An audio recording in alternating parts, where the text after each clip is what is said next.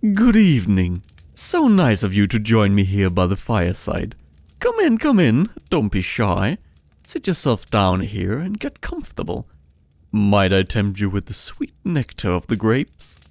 I promise you it will go nicely with my tale for tonight. Because why shouldn't we indulge in all our senses? That's at least why I think we have them. Tonight I'll take you back to a marvelous place known as the Feathersley Manor. At the time of this tale, it was owned by the esteemed and very wealthy Captain Lannis. He was a pillar of society, and everyone respected him immensely. Of all the noble families in this part of the land, he was at the very top. And when he sent out invitations to his annual midsummer's ball, you can be certain that no one declined. Neither did I, when he asked me to perform at this incredible occasion. How could I say no to enthrall the finest of nobles in the land with my marvelous performance? As the grand doors opened before me that night, I stepped into the golden light of the most majestic ballroom I've ever seen. Ornate gold figures decorated the walls, chandeliers adorned with glowing gemstones of the highest quality, and of course all the nobles in the land dressed in the finest silks and jewels money could buy. It was my scene, my canvas, a perfect place for a bard like me with a performance as grand as mine. But life isn't a fairy tale, and neither was this night. Only one man knew what was in store for us all this evening, and had we known, none of us would have attended, I can tell you that. Our fates had been sealed the very moment we walked through those doors, as once the last guest had entered through them, they would be sealed permanently as the lid on a stone sarcophagus. But at the time no one knew, and how could they? They were all captivated by the, dare I say, godly performance I was bestowing upon them. You really should have been there. Well, it would have been one of the last things you'd experienced in your life, but I'd say it would have been worth it, 'cause the air that night, it was magical in more ways than one. But we'll get to that. After the finale of my grand performance, I of course mingled with all the nobles, who were very fascinated with everything they had just witnessed.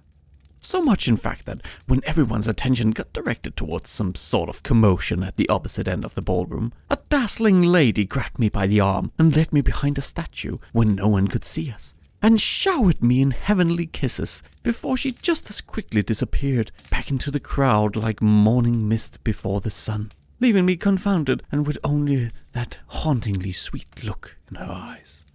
Meanwhile, the commotion in the room had grown quite quickly, and as I returned from behind the statue, mere minutes after being hauled there, the entire room had joined in on the ordeal. Apparently, one of the nobles had misplaced some of their jewelry.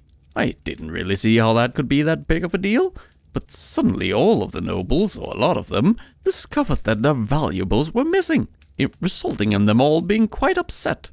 All of this was, of course, of little concern to me at the time, as I was more interested in finding out where this mysterious lady had ran off to. So captivated I was that I accidentally bumped into someone on my way through the crowd, and a soft plinging sound could be heard, like a needle hitting the ground, and it was as if a spell had been cast to silence the entire room, because all of a sudden, everyone stopped arguing and turned their heads towards me. Normally I don't mind being the center of everyone's attention, but something in the look of their eyes made me feel very uneasy, and a mere moment later, a man pointed at my feet and shouted, "That's my medallion!" "And that's my earring!" shouted another.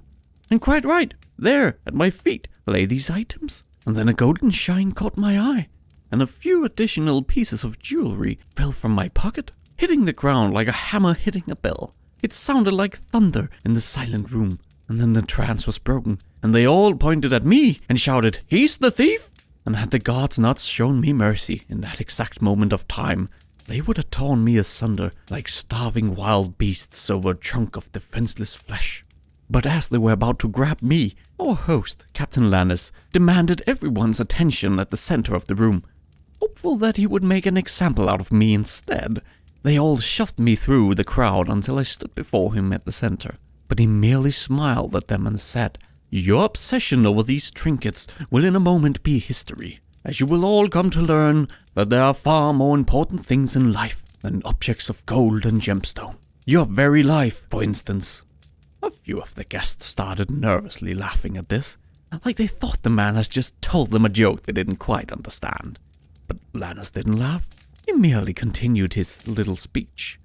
Before your life ends here, I'd think it only be in its place for us to finish the last ever Midsummer's Ball here at Feathersley with a dance. Minos, if you'd do us the honor. And for the first time through all this, he looked directly at me, his eyes filled with glowing power, and in his hands a golden lute adorned with illuminating gemstones. I'd admit, as terrifying as this moment should have seemed, the thought of getting to hold and play that lute had me instantly accept his request, and I grabbed hold of the lute and strung its strings. It was almost hypnotic the way it sounded, and I began playing a melody so beautiful it still haunts me to this very day. And despite what Lannis had just said, everyone just found a partner and danced along. It almost seemed like a fever dream. At one moment I remember seeing the faces, the people dancing, and whilst their body moved as if they were having the time of their life, the faces told a complete opposite story. Distress and fear seemed to rule them, but probably unable to really control themselves, they just danced along. The same way I didn't really care about anything else but playing the next note on the lute. I remember Lannis walking around amongst the dancers, reciting some kind of text. Its words sadly elude me to this very day. But what happens next, I remember as vividly as life seems to me right this instant. Blue glowing mist started to evaporate from the people dancing. The closer they were to the captain, the faster it seeped out of them, until one suddenly collapsed on the ground, dead. As the person on the ground had drawn their final breath, the blue mist swirled directly towards Captain Lannis and disappeared into him. I thought it might have been a trick of the light, a part of this feverish state that I was in. But as more and more people fell to this morbid dance, Lannis visually looked younger and younger. He was sapping the very life force out of these people and taking it for himself. Somehow this made me more lucid, and I seemed to regain a small amount of self-control. By this time, half the room was on the floor, whilst the rest was trying to hold on to whatever sliver of life they had left. I had been left completely untouched by all of this, but I wagered my luck would only last until the last dancer had fallen. With as much self-control as I could muster, I scanned the room for any kind of opportunity. And there, in the corner, I saw a certain green dress worn by the same mysterious lady that had jumped on me earlier, the one who probably were the real thief, though now stuck to meet the same demise as the rest of the guests.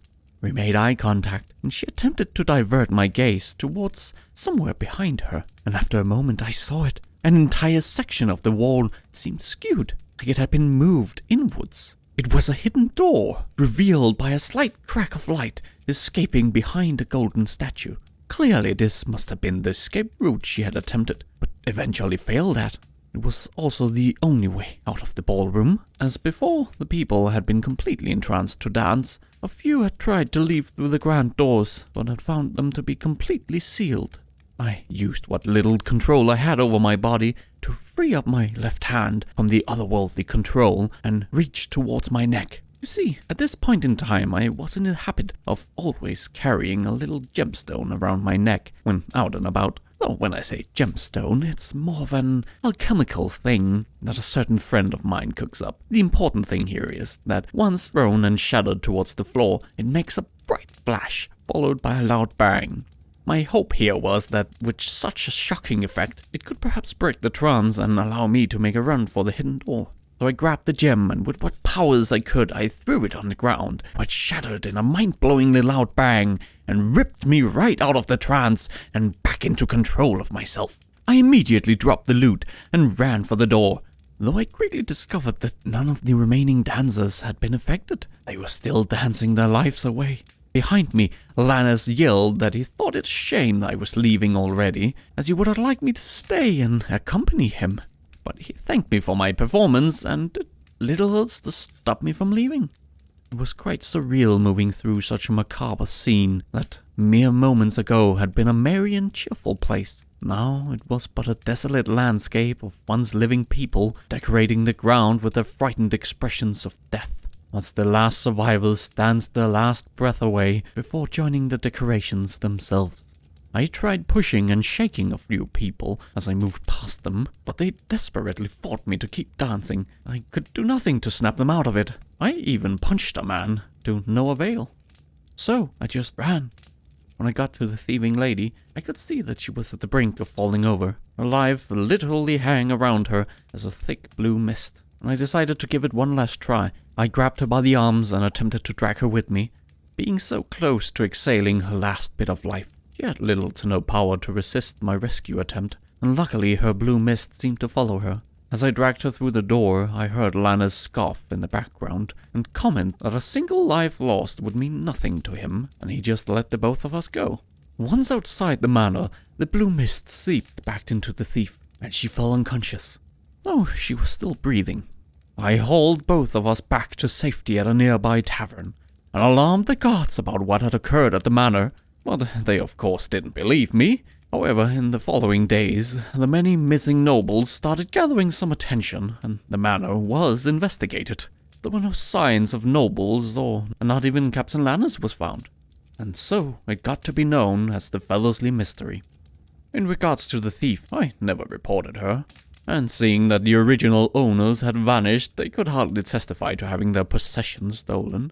So, once she had fully recovered, she thanked me for saving her life, and we parted ways. I'm sure she's still out there somewhere, up to no good. And as for old Captain Lannis, he's probably still out there as well, seeing as he went from looking 80-something to his early 30s. I don't know what kind of foul magic he used in there, but I know that I never want to experience it again. I hope my little tale here didn't disturb you too much, else I'm certain a little extra wine here can help remedy that.